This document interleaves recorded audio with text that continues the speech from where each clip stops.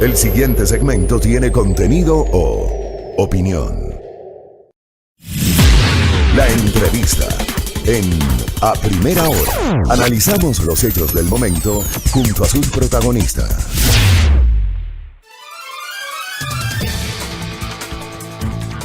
7:45 a.m. Continuamos informando y vamos a continuar tratando sobre las protestas de octubre de 2019 y toda esta conmoción que generaron. Ahora estamos ya con José Villavicencio, él es vicepresidente del Frente Unitario de los Trabajadores, y vamos a dialogar precisamente para saber cuál es su evaluación después de un año de estos hechos. Bienvenido, ¿cómo está? Buenos días. Un gusto saludarles a nombre de nuestra central sindical como parte del Frente Unitario de Trabajadores del Ecuador, PUT. Para los trabajadores, para los sectores sociales, para el movimiento indígena, Octubre Rebelde sigue vigente. Y por eso es de que a octubre de 2020 hemos declarado el mes de la resistencia, el mes de la lucha popular. Y en esa línea tenemos declaradas varias actividades, varias acciones para este mes. No solo para conmemorar el año de levantamiento, de la huelga, de la lucha popular, sino también para seguir enfrentando la política al servicio del Fondo Monetario Internacional, de la banca y de los grandes grupos económicos, que hoy se ratifica y que lamentablemente frente a eso las condiciones de vida de los ecuatorianos se agudizan cada día. Y frente a eso tenemos entonces una acción este día jueves 8 de octubre, frente al Ministerio del Trabajo para exigir que resuelvan un sinnúmero de conflictos laborales que existen a nivel nacional. El 15 para exigir a la Corte que se pronuncie sobre la demanda presentada a la ley humanitaria, acuerdos ministeriales, decretos como el 1058 que se reduce la jornada y los ingresos a los servidores públicos y a los maestros, para aterrizar en la gran jornada de movilización de resistencia para el 22 de octubre.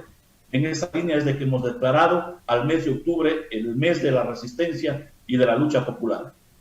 Ahora, quisiera remontarnos a los hechos ocurridos hace un año. ¿Cuál es su evaluación al respecto de todo lo ocurrido y estos 10 días que paralizaron al país?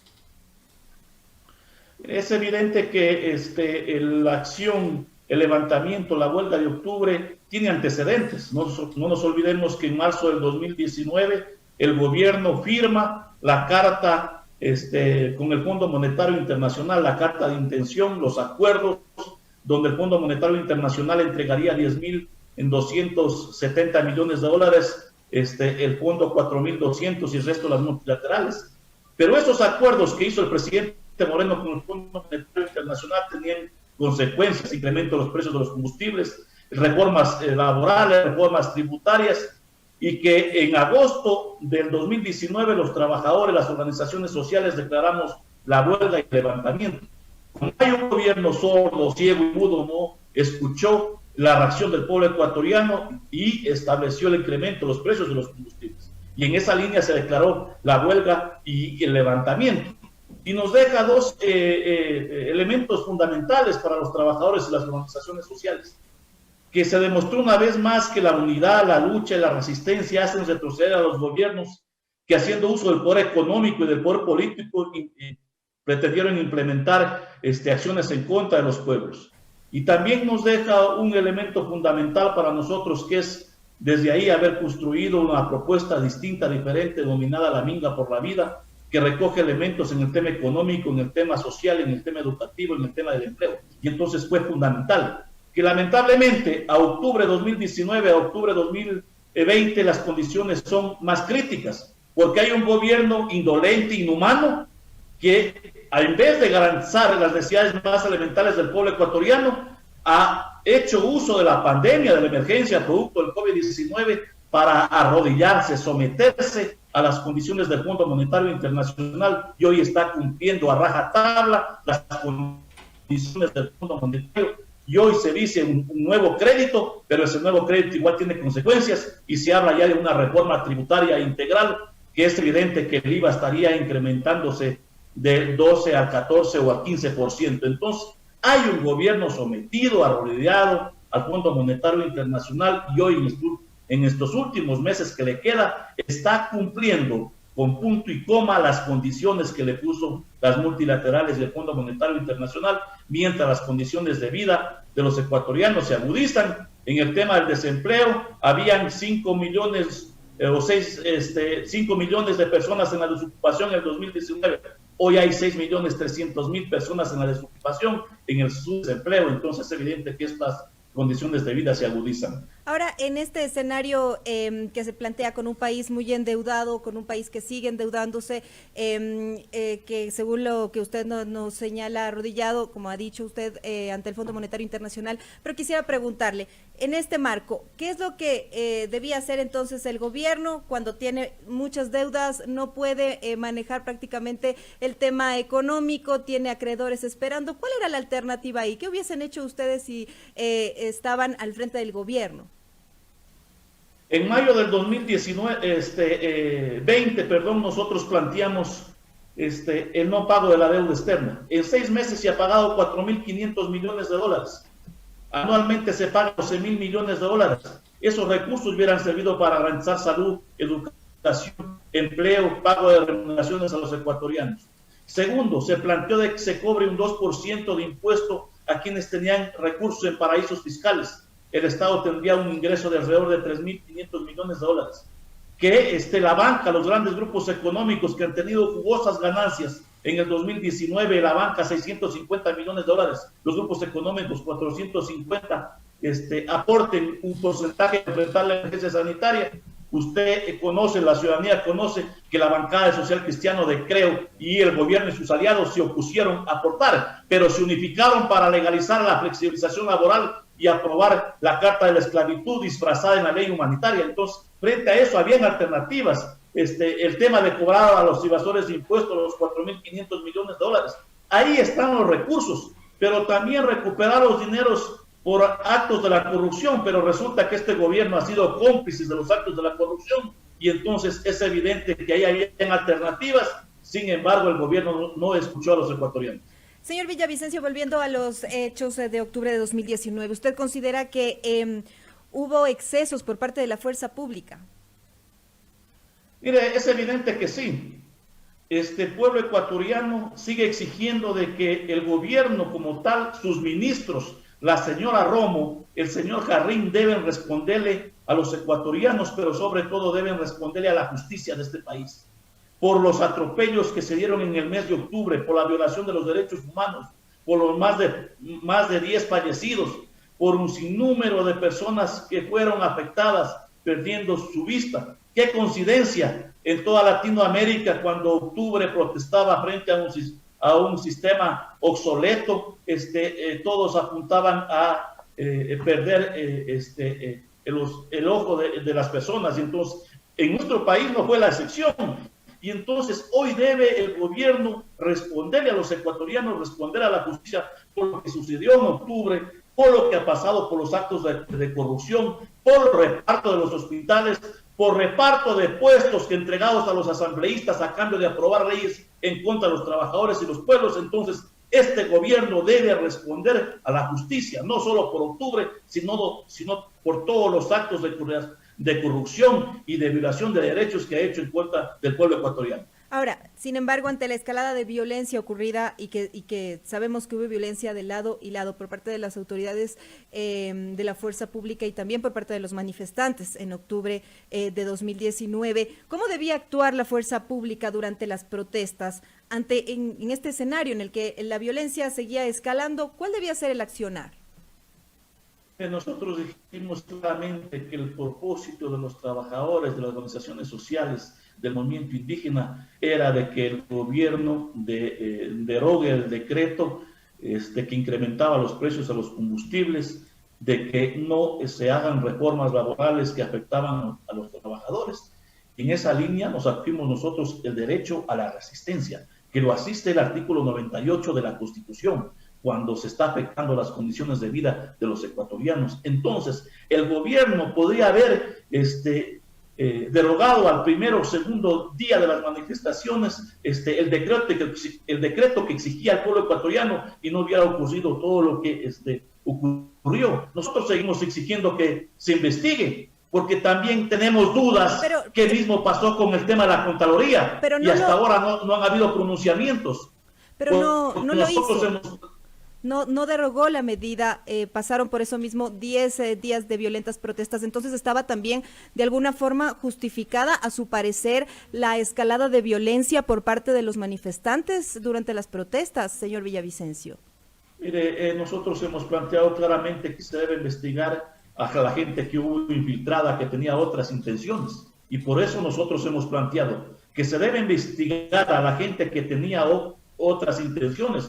Nosotros no discutimos de que vayan a incendiar Teleamazonas o otros medios de comunicación o el tema de la Contraloría. Por eso es fundamental que se investigue, y eso deberían hacer las autoridades, pero lo que han hecho es seguir reprimiendo a los ecuatorianos, como acabó de pasar en días anteriores con el tema de los médicos que reclamaban estabilidad laboral, que reclamaban pago de los sueldos, pero lamentablemente el gobierno les mintió, les engañó. Señor Villavicencio, pero ustedes, como dirigencia, ¿no tenían tal vez responsabilidad también de alguna forma sobre el accionar de los manifestantes que empezaron a escalar el tema de la violencia? Ustedes eran de todas maneras los dirigentes, no son dirigentes, usted en representación del FUT, por ejemplo.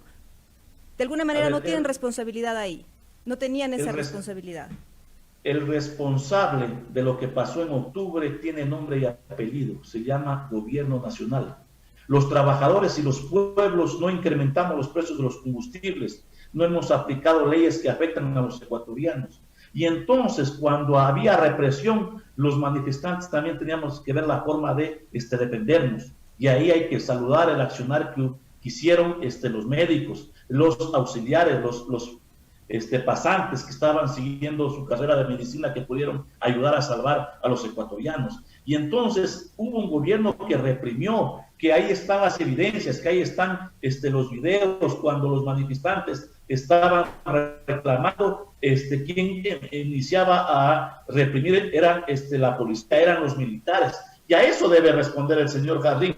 Dice que hasta ahora está investigando quiénes son los responsables de lo de octubre, y le decimos los convocantes, aquí estamos, somos los trabajadores, somos el movimiento indígena, somos los sectores sociales, no hemos huido, estamos dando la cara, pero el señor Jarrín debe responder por lo que dijo, que él ya tenía los nombres de quienes se robaban el combustible a los ecuatorianos. Hasta ahora no publica esos nombres. ¿Acaso tiene rabo de paja? También dijo de que tenía identificados los caminos o las rutas por donde le robaban a los ecuatorianos los combustibles. Y hasta ahora absolutamente nada. De eso debe encargarse, porque su principal tarea es defender la soberanía de los ecuatorianos, y que lamentablemente no lo han hecho. Y frente a eso nosotros seguiremos exigiendo que deben responder a la violación de los derechos humanos que se dieron en el 2019, en particular en el mes de octubre. Señor Villavicencio, ¿cree usted que valió la pena lo ocurrido? Es decir, considerando el número de víctimas, fallecidos, heridos, afectados, ¿se logró el objetivo con las protestas de octubre?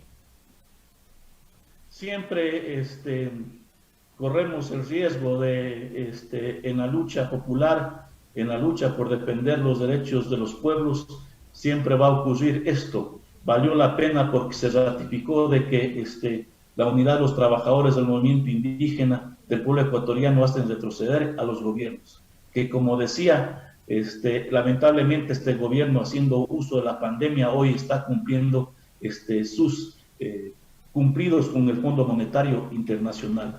Nos dejó entonces ese elemento, que la unidad de los pueblos hace retroceder a los gobiernos, que la unidad de los trabajadores y los pueblos es el camino de nuevas victorias, que nos dejó ese legado de que luego de la lucha de octubre hemos construido la minga por la vida, que hoy está en debate, en discusión, y que hemos asumido quienes estamos trabajando para la Asamblea Nacional junto a nuestro compañero Yacu Pérez, que ha asumido esa propuesta denominada la minga por la vida. Ahora, quisiera también preguntarle, a un año precisamente de todo esto, de todos los hechos ocurridos en octubre de 2019, ¿el gobierno ha aprendido tal vez alguna parte de la lección? Porque usted nos dice, claro, ahora con la pandemia están aprovechando para adoptar algunas medidas, pero ¿de alguna forma considera que se aprendió parte de la lección porque no ha habido una nueva movilización fuerte? A ver, la canción de la Shakira creo que le queda corto al gobierno porque es ciego, sordo y mudo. Digo, sordo porque no escucha las propuestas del pueblo ecuatoriano que fueron presentadas en octubre, que fueron presentadas en mayo. Ciego porque no ve las necesidades del pueblo ecuatoriano en el tema educativo, en el tema de salud, en el tema del empleo. Y entonces es evidente que un gobierno indolente, inhumano, haciendo uso de la pandemia, está cumpliendo con el Fondo Monetario Internacional. No ha aprendido la lección y frente a eso vamos a seguir nosotros en las acciones que hemos anunciado para este grupo. Pensando en estas acciones que ustedes han anunciado para este mes de octubre, ¿cómo las van a desarrollar? Considerando que estamos en medio de una pandemia, ¿cómo van a mantener o garantizar también el distanciamiento social y evitar que estas manifestaciones se conviertan en un foco de contagio y se termine afectando también la salud y la vida de los ciudadanos que, claro, tienen el derecho de manifestarse, pero también podrían terminar afectados por el COVID-19? ¿Qué te vas? El problema es de que no hay gobierno para que pueda garantizar salud para poder defender la vida de los ecuatorianos. Y entonces yo diría de que hoy hay un empleado que está sometido a la banca, a los grupos económicos del Fondo Monetario, porque el gobierno, los ecuatorianos no hemos tenido, y en esta emergencia sanitaria ha sido a los ecuatorianos que nos ha tocado cuidarnos de la pandemia, de la emergencia sanitaria producto del COVID-19. Frente a eso, las medidas que nosotros siempre hemos tomado ha sido tomando las medidas de bioseguridad, usando la mascarilla, el distanciamiento, que son fundamentales. Pero hoy el pueblo ecuatoriano no está solo muriéndose de la pandemia, se está muriendo de hambre, no hay empleo, no hay salud, no hay educación, pero también estamos enfrentando otra pandemia, esta pandemia de la corrupción. Y en esa línea entonces no podemos seguir callados. Hoy requerimos la unidad de todo el pueblo ecuatoriano para defender el poco patrimonio que nos queda. Se están rifando las 7 empresas públicas, la refinería de Esmeralda, Sopladora, el Banco del Pacífico, están tras de el IES, y entonces pues hoy una obligación del pueblo ecuatoriano, de todos, de poder en estos últimos meses que le queda de gobierno, que está sometido al Fondo Monetario Internacional y que quiere cumplir con los acondicionamientos, nos toca al pueblo ecuatoriano defender como tal el poco patrimonio que nos queda. Muchas gracias, señor Villavicencio, por esta entrevista. Gracias a ustedes. Buenos días.